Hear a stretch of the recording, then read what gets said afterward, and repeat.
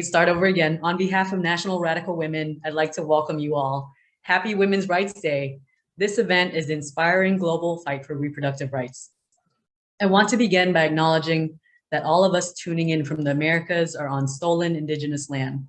Let us pay tribute to the peoples whose ground we stand on by committing to fight for indigenous rights throughout the world. My name is Nabui, and I am excited to chair today's event. I am a Radical Women member and a member of the National Comrades of Color Caucus of Radical Women and its sister organization, Freedom Socialist Party. I am a social worker and an anti-fascist organizer in New York City. My pronouns are she, her. Thanks to modern technology, folks from South America, Europe, Australia, New Zealand, and across the US are joining us for today's event. This is great. A good time to thank our translators who are donating their skills during today's event. Jorge Gonzalez is translating from Spanish to English. He is from Mexico and is now a professor at the University of Washington. He translates for the Freedom Socialist newspaper, a socialist feminist publication which Radical Women writes for.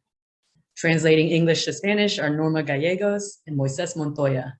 Both live in San Francisco and their parents came from Mexico. Moises is a union activist and Norma is a feminist for Radical Women. Again, happy Women's Rights Day. This feminist holiday celebrates US women winning the right to vote in 1920 after a fierce and militant battle. We honor those suffragists of all races, both well-known and forgotten, who persevered through beatings and arrests to win passage of the 19th Amendment that finally legalized the vote for women. Unfortunately, this vital right was only for white women. While many formerly enslaved people fought for women's suffrage, women of all colors remained disenfranchised for years and even decades after. Today, we see this continued marginalization of working class and poor women, especially women of color, not just in the rollbacks of voting rights, but also in the fierce attacks on abortion and reproductive rights. On this Women's Rights Day, Radical Women is kicking off a campaign to defend and expand reproductive freedom in the US, calling for a National Day of Action on October 3rd. More on that later. If not for access to affordable and legal abortions, I personally have friends and family whose lives would have been endangered. We all have an important and crucial role in making sure no one's life is at risk for making reproductive choices over their bodies. I hope that today's event sparks us all to join the fight for reproductive freedom for everyone. Today's event is the inspiring global fight for reproductive rights. We are so excited to hear from activists overseas who have fought for and won the right to abortion. We have so much to learn from their victories. The event is sponsored by National Radical Women. We are a multiracial, revolutionary feminist, grassroots activist organization that provides a radical voice within the feminist movement and a feminist voice within the left. So check us out. And Radical Women also has a section in Australia. Our contact info is in the chat and you can visit us at radicalwomen.org.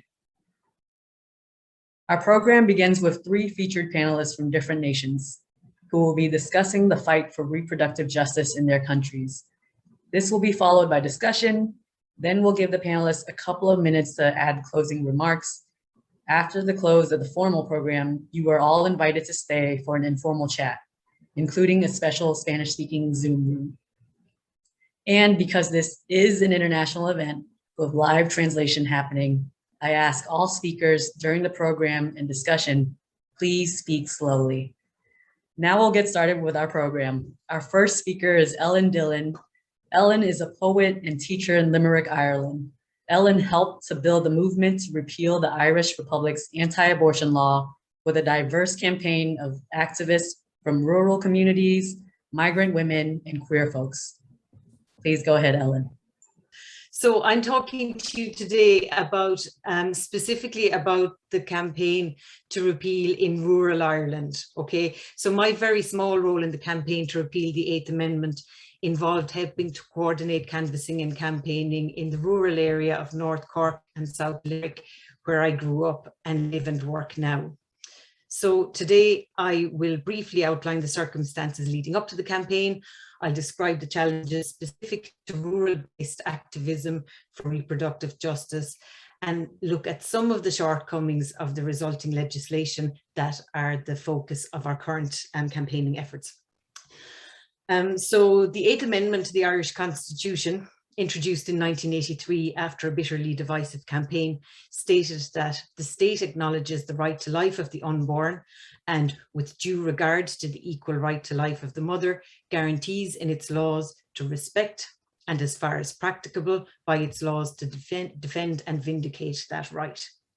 In the 35 years the 8th was in operation, oversight by ever litigious pro-life in scare quotes groups ensured that in the balance of competing rights between women and the unborn, the scales always tipped in favour of the unborn, leading to scenarios such as a 14-year-old rape victim being prevented from travelling to the UK for an abortion, and a clinically brain-dead woman being kept on life support against her family's wishes to vindicate the entirely theoretical right to life of her unviable 14-week-old fetus.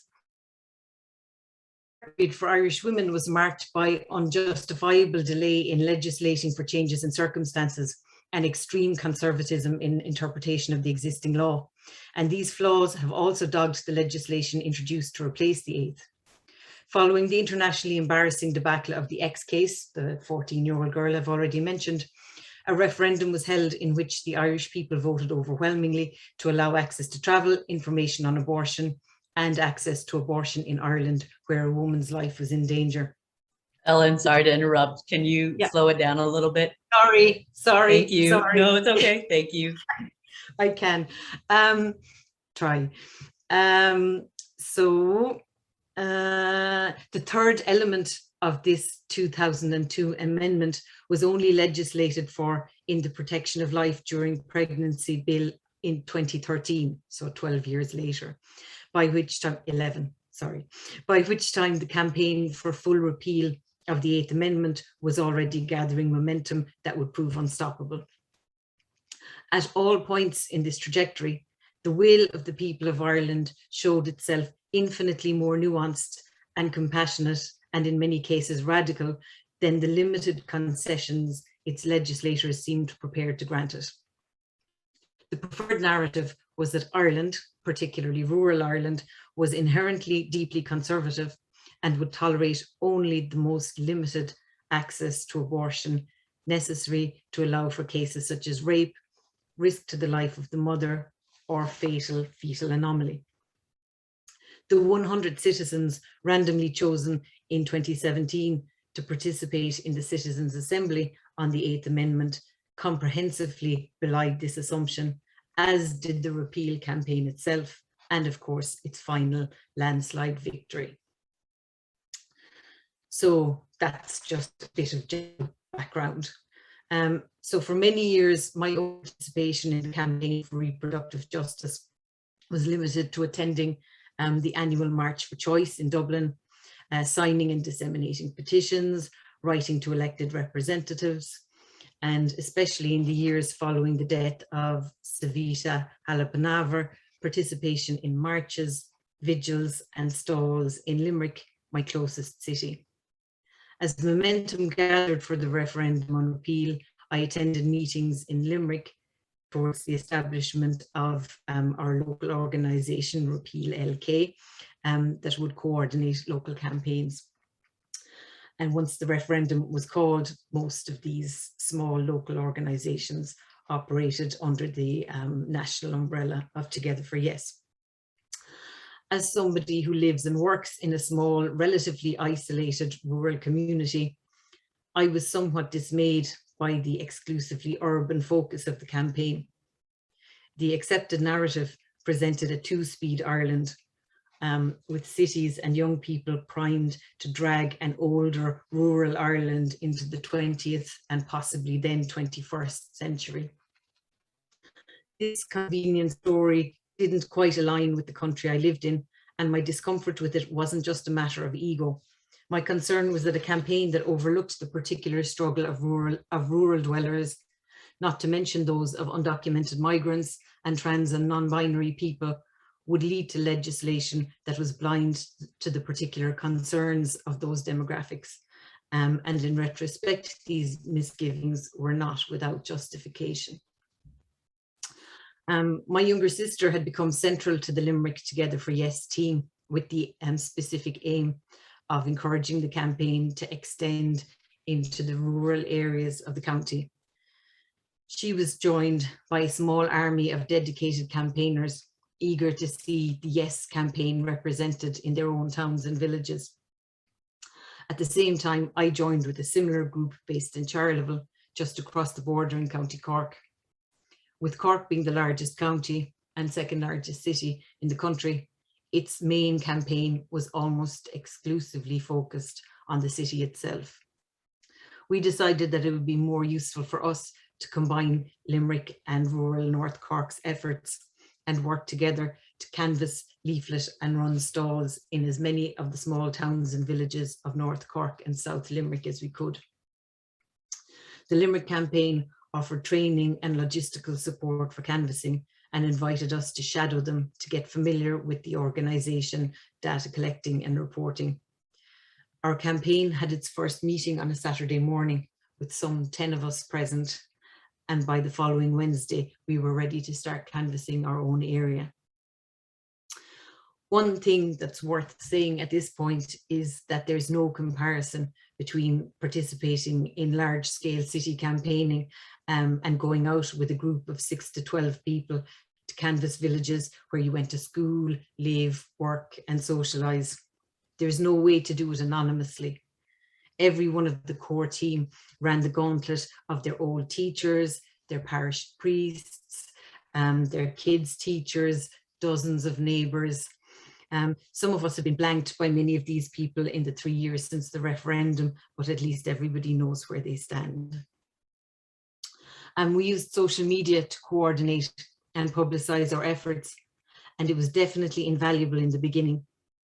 However, for a lot of people, social media was the beginning and end of their engagement. People were happy to share our posts, but less so to come out and get involved on the stalls in the canvassing. I could understand that reluctance, but the last 6 weeks of intense door knocking was the most worthwhile, if occasionally terrifying, action that I've ever been involved in. Every single canvass underlined how superficial the prevailing narrative was, entirely at odds with the nuanced conversations we had with people on their own doorsteps. Of course we were shouted at. Every single one of us was called a baby murderer at least once an evening.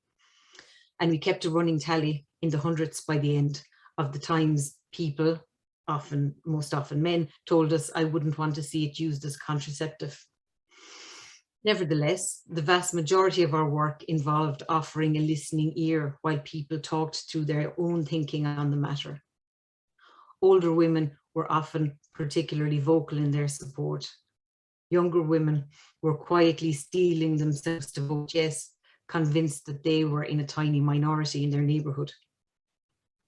One of the most useful things we achieved, I think, was puncturing this illusion for a lot of people. The line, "We're hearing a lot of yes on the doors," became our refrain through the last weeks of the campaign. I'm emphasising this gulf between perception and reality because this misperception allowed for the stalling and foot dragging that dogged the fight for reproductive justice in Ireland for generations, and has resulted in legislation riddled with paternalistic and unworkable compromises.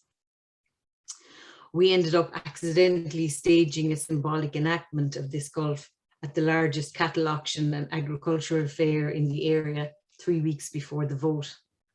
On the first weekend of May, farmers from the local area descend on Kilmallock Mart, and while we knew it would be a tough job, we felt that a stall at the entrance to the mart would be the ideal way to connect with the most dispersed local population, people we would never get around to meeting otherwise.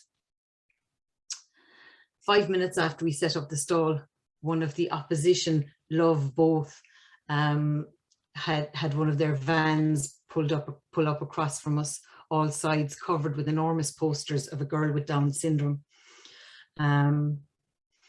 And their members outnumbered us by 10 to 1 easily. And although we were all from the local area, none of them looked familiar to us. We did our best not to engage with them in the face of pretty sustained provocation, and just continued handing out leaflets and badges and chatting to everyone who stopped by our stall. After a while, people started handing us back love oaths glossy leaflets. It started with a large farmer about my dad's age who panned over a stack of them with a wink, saying, "You might have a bin for that rubbish," and taking away a couple of our badges for his nieces. This continued throughout the day. Many people scuttled past us with their heads down. A few stopped to have a go at my husband and the other man in our group who were standing at the gate to the mart. Many people stopped to have a chat though. Again, they were often having a conversation with themselves rather than with us, and our real function was as witnesses. Our presence served to bring a conversation already ongoing in the speaker's mind for some time to a positive conclusion. That evening, it began to sink in that the story the country had been telling itself about repeal was all wrong. Commentators like the novelist Patrick McCabe declaimed confidently that the urban elites were misreading the mood of the plain people of Ireland and would be in for a shock on the 25th of May. But the people we had been speaking to had a different story, and this was borne out when the votes were counted on the 26th, and all except one of the villages we had campaigned in voted yes to repeal, in some cases by a 2-to-1 margin that mirrored the country's final vote. It was, of course, an extraordinary day for all of us involved in the campaign. But the false narrative of an inherently conservative population seeped into the abortion legislation passed in early 2019. While medical abortion was made available free of charge in the first 12 weeks, after 12 weeks, abortion is only available to save the life of the mother or in the case of a fatal fetal abnormality. The diagnosis of FFA must be confirmed by 2 medical practitioners, which has led to inconsistency of interpretation and service provision. Where some cases are dealt with sensitively, with all options available at the local hospital, other less clear-cut cases are referred on to specialists in Dublin, and people are still finding themselves having to travel to the UK for an abortion if their doctors are in disagreement regarding the severity of their case. While abortion is legal up to 12 weeks, or in cases of FFA and threat to life, outside of these parameters, it is still a criminal offence for the provider. This has led to inflexibility, both with regards to the 12-week cutoff and where there is any ambiguity over an FFA diagnosis. The threat of a 14-year jail sentence has a significant chilling effect on a medical community used to operating under the ever-watchful eye of litigious and well-funded so-called pro-life organisations. The imposition of a paternalistic 3-day waiting period has also caused difficulties, not least in necessitating 2 doctors' visits in the space of 3 days. This has had significant impacts for women living in remote areas, in particular women in direct provision, accommodation centres for asylum seekers, and women and girls who need or wish to keep their decision concealed from partners or families. Provision is also unevenly distributed, with only 1 in 10 eligible family doctors and 9 of the country's 19 maternity hospitals providing the service. The entire county of Sligo is without a participating doctor, and patients in many parts of County Limerick are directed towards the Family Planning Clinic and Maternity Hospital in Limerick City. These providers have been the target of harassment and protests, as legislation for safe access zones around clinics and hospitals, which was promised as part of the referendum campaign, is yet to be introduced. During the pandemic of the last 18 months, pregnant people have not been allowed to have partners or any other support accompany them for clinics or scans at the maternity hospital, and yet they've had to run the gauntlet of rosaries, vigils, gruesome posters, tiny white coffins on the way to and from their appointments. The legislation that currently makes it impossible for 2 people to attend the hospital together apparently doesn't extend to the groups congregating to harass them at the hospital gates. There's a long road ahead of us in securing legislation in line with what we fought for. The repeal campaign had a single focal point, and it was ultimately possible to build a unified front against the 8th Amendment. The difficulty now is that having slain the dragon, it's more challenging to maintain momentum, to push for legislation that is in line with what we fought for, and to ensure equity of provision for all women and pregnant people throughout Ireland. Thank you. Thank you so much, Ellen, for your inspirational talk. Before I introduce the next speaker, I'm going to just check with the Spanish language channel to see where they're at. We are all caught up. Okay. Sorry if I was talking fast. I do tend to. Ellen, that last part was perfect pace, so thank you so much. And it really felt like, at least for me, it felt like I could be a part of that experience. So thank you for speaking that way. Next up, we have Paula Carbajal. Paula is an educator, historian, and abortion rights activist with Mujeres por Libertad in Neuquén, Argentina. Paula helped to mobilize persistent mass protests in the streets to educate the general public in Argentina. Please go ahead, Paula.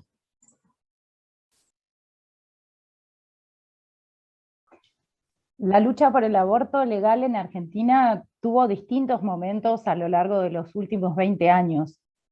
Fue un proceso de lucha intergeneracional porque durante todos estos años distintas generaciones de jóvenes, adultas, ancianas, fuimos confluyendo para levantar este reclamo, cada vez con más fuerza.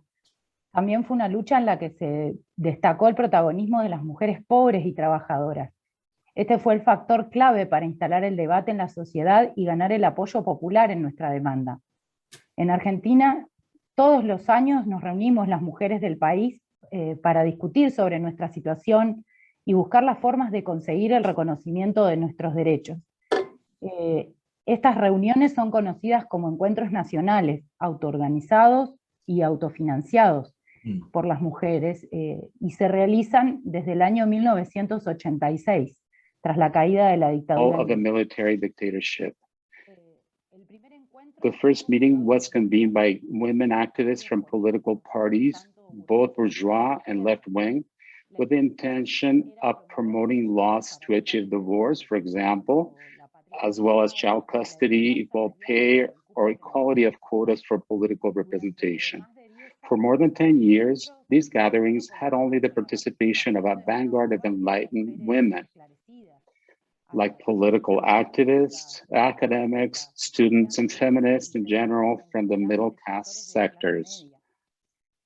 Around the year 2000, between 3,000 and 5,000 women met each year in this event of multi-class characteristics, where in addition, the women of the church participated in an organized way to hinder the debates. In this first decade, the issue of abortion, although discussed as a necessity, was not raised as a possible demand to be met in the medium term. This was the case until the years 2000 to 2001, when women from the slums and the most exploited workers began to attend the meetings. At that time, the country's economic bankruptcy as a result of the IMF's austerity policies had led to record unemployment and structural poverty among up to 30% of the population. In the neighborhoods, husbands had lost their jobs, families had no money to pay for basic services or food. In this context, women were the first to go out, to block roads, to picket in order to get food, and so electricity or gas would not be cut off for lack of payment. They led the pickets that proliferated throughout the country. The general discontent led to social upheaval that caused the fall of the government in 2001, and 4 more presidents after that. These women, the state workers who did not receive their wages, or women who were fired and that occupied the factories so they wouldn't lose their jobs, had an additional problem because they were women. In the midst of misery and unemployment, we all had a friend, a coworker, a neighbor, a mother, a sister, who died or suffered terrible complications from clandestine abortions. These women who took to the streets and roads for social and economic demands also attended the encounters in the thousands and tens of thousands. In this state of affairs, at the women's meeting of 2003, a self-convened assembly was held of those who wished to fight for abortion. There was a vote to promote the national campaign for the right to abortion, and the green handkerchief as a symbol, and 3 slogans that summarized the bill that we wanted passed. Sexual education to be able to choose, contraceptives to avoid abortions, safe and free legal abortion to prevent deaths, so that poor women would not die. More than 200 trade unions, as well as political, social, student, and human rights organizations joined the campaign, which called for the first mobilization for legal abortion in our country in that year. At that time, a new progressive government was elected, the Peronist Nestor Kirchner, who was succeeded by Cristina Fernández de Kirchner, and who was joined by most of the organizations that were part of the campaign for legal abortion, which called for trust in the goodwill of progressive congressmen and women who would enable discussion in parliament, thus boycotting, mobilization, and street fighting. Of course, under the 12 years of a Peronist administration that had a majority in both legislative chambers, the bill was never discussed. In 2015, as part of the rebellion of women in different parts of the world, the result of being fed up because of sexist violence and feminicide, inequality, and also fed up with the lagging behind and inaction of most feminist organizations that supported the government, there was a spontaneous mobilization known as Ni Una Menos, or Not One Less, against violence towards women. It was the largest women's mobilization in the history of the country, 3 million, 5 million, in all cities, large and small, in small villages. Young and adolescent women are now the main engine of the new search in the struggle for our demands. They are the ones who fight for the right to abortion with greater force, denouncing state violence against women and the criminalization of abortion, and for refusing to give us the right to decide about our own bodies. In 2018, Peronism loses the elections, and a new center-right government comes to power. It is President Mauricio Macri who made possible the consideration of the bill with demagogic objectives and to cause the mobilization to lose steam. Although the Senate was surrounded by about 600,000 women and hundreds of thousands occupied the squares across the country, the law was not passed, but the conviction remained that redoubled mobilization and struggle could be used. That is why, in the midst of a pandemic and quarantine, in December of 2020, the new Peronist government headed by Alberto Fernández and Vice President Cristina Fernández, who denied the discussion of the bill during her administration, ended up pushing for the approval of the law. Now the fight continues to ensure that the law is enforced, and where obstacles exist, there are organized and mobilized women to enforce the right that we have won in the streets.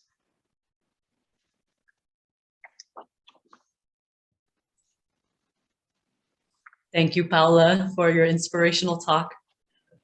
And before we move on to our final speaker, I want to highlight an excellent article on the situation of reproductive rights in the US on the front page of the Freedom Socialist newspaper. You can subscribe at the low cost of $10 for 1 year. Go to socialism.com, and it's also been linked in the chat. Now on to Susan Massey. Susan is a feminist mathematician in health research and radical women member in Phoenix, Arizona in the US. Susan is organizing in the Southwest to build a winning reproductive justice campaign inspired by victories in Ireland and Argentina. To view both the speaker, Susan, and Susan's PowerPoint, go to the upper right corner of the black screen and click View, then select Side-by-Side Speaker. Take it away, Susan. All right, thank you so much. This is great. I have so much I want to discuss, but I'm going to pivot to talk about the status of reproductive rights in the United States, where abortion is technically legal, but under immense attack. I join you from the state of Arizona in Phoenix, as Na mentioned, on the traditional land of the Ankh Akimel Otham and the Chalkidam Pipash.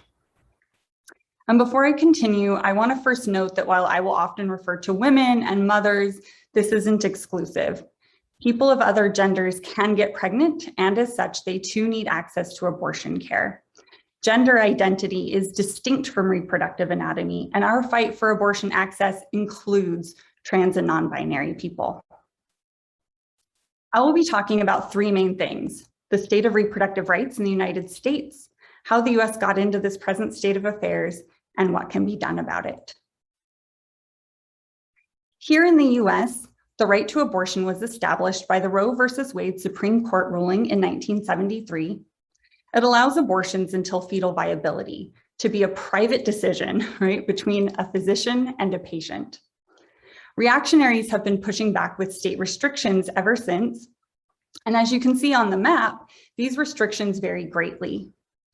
Here in Arizona, just a couple of the many restrictions include every abortion requires 2 visits, one for state-mandated counseling and ultrasound, followed by a 24-hour minimum waiting period before a procedure. And state-funded medical schools are prohibited from training doctors how to provide abortion. Crucially, we have an unrepealed abortion ban on the books. If Roe is overturned, all abortions will be illegal in my and many other states across the country. And these restrictions disproportionately impact the most marginalized populations.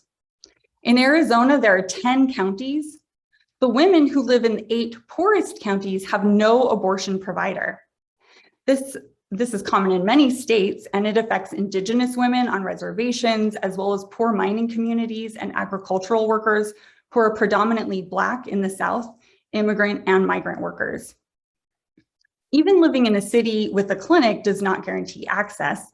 Low-wage workers often don't have paid leave or scheduling flexibility to get, let alone afford, the time off. These laws are really about trying to control the bodies and lives of all women, right? Controlling who can be a mother, when and how many children one has through restrictions on abortion and access to contraception.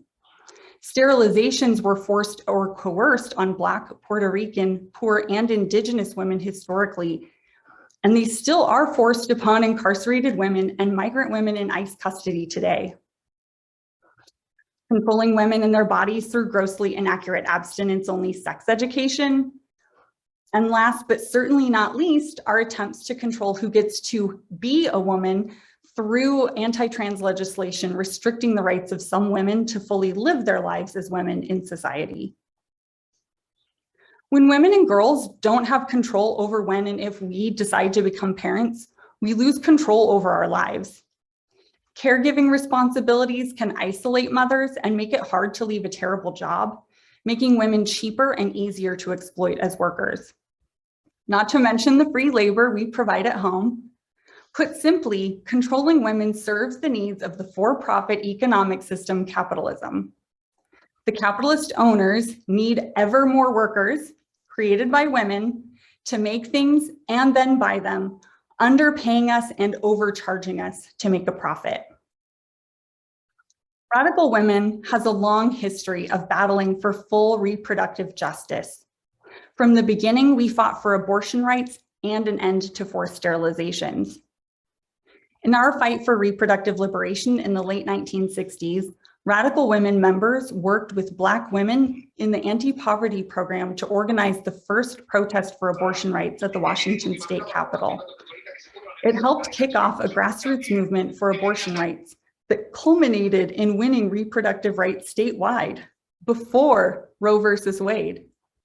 That combination of radicals, women of color, and grassroots militancy is a powerful force and is what we need today. So why is there no strong visible movement in the US? In the face of early attacks, starting with the Hyde Amendment in 1977, which banned the use of federal funds to obtain an abortion, too many mainstream feminists accepted limits on funding and access for the most vulnerable, effectively saying that was reasonable. And when leadership comes from more conservative elements, you get a more conservative movement. Many groups have become so tied to the Democratic Party, they will not do anything to embarrass Democrats or put any of their election campaigns at risk. In 2004, 1 million people came to Washington, D.C. for the March for Women's Lives, including a national radical women contingent. And millions again turned out for the women's marches in January of 2017. People were ready to take the next action. Instead, we were simply told to throw money at election campaigns, as though that was all we could do. So that's where we're at. Where do we want to be?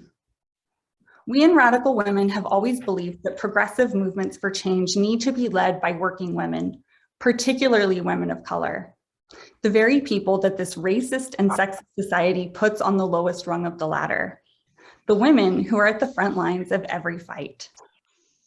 And the reason we're socialist feminists is that we believe we have to organize to get to the root of the problem, capitalism. It pits people against each other. A movement is stronger when we are all in it and all of our needs are addressed. And of course, women of color need to be in the leadership of this battle because they're often the first to suffer under reproductive injustice, like Rosie Jimenez. She was the first woman to die after the Hyde Amendment passed. A student and single mother with a 5-year-old daughter, Jimenez could not afford a legal abortion, so she got an illegal one and died of septicemia on October 3rd of 1977. Her death and the deaths of an unknown number of other women due to the Hyde Amendment are a tragedy. October 3rd is also the day before the US Supreme Court opens its fall session. In this session, it will hear Dobbs versus Jackson Women's Health Organization, which challenges the constitutionality of Mississippi's 15-week abortion ban.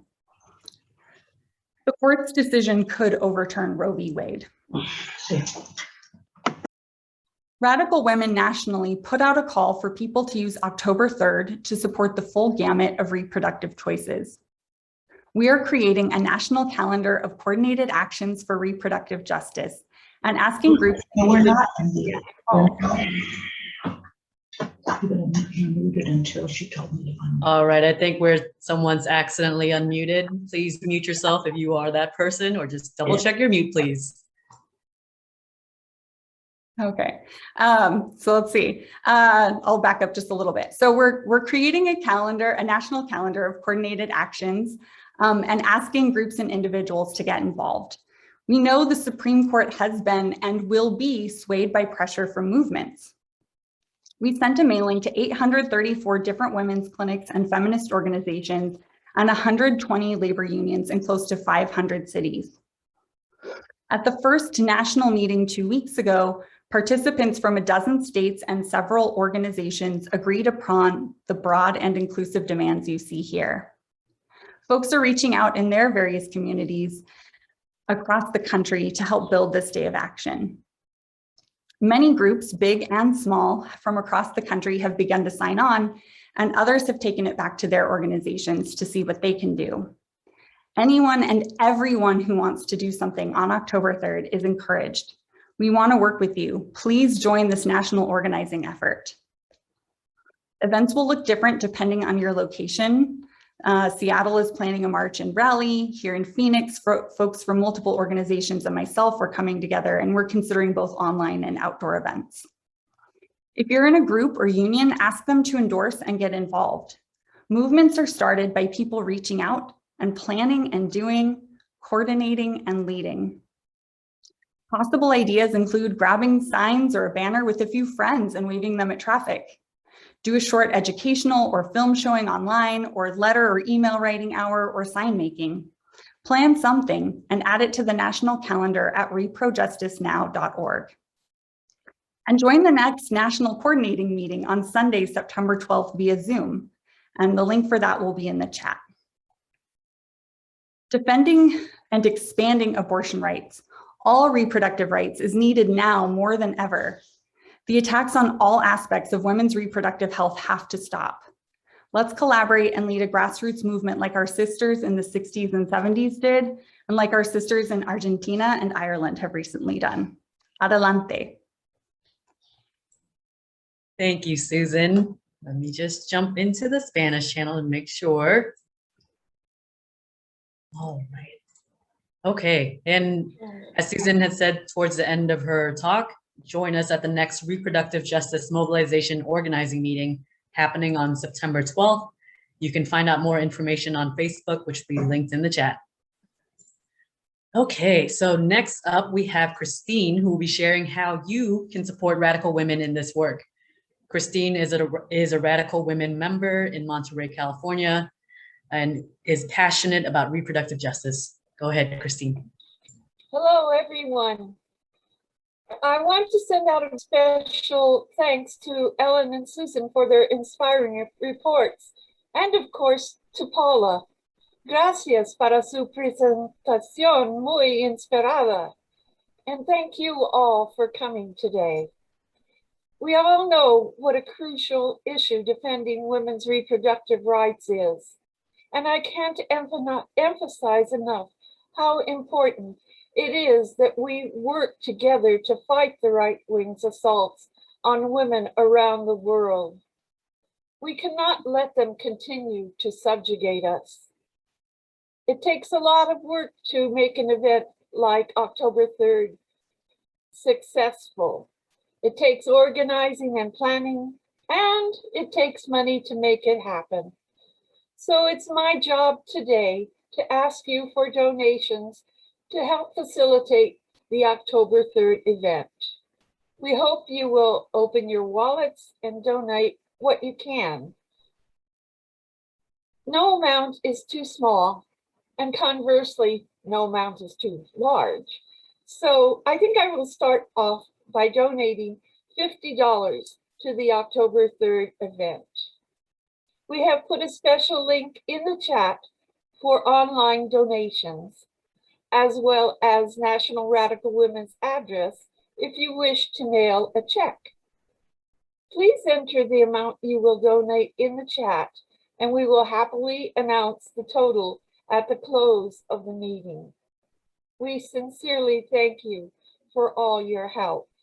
Gracias, compañeras. Thank you, Christine. So we'll give it a moment so that folks can put in the amount that they're planning to donate, and then we'll then move on to the next part, which is the discussion.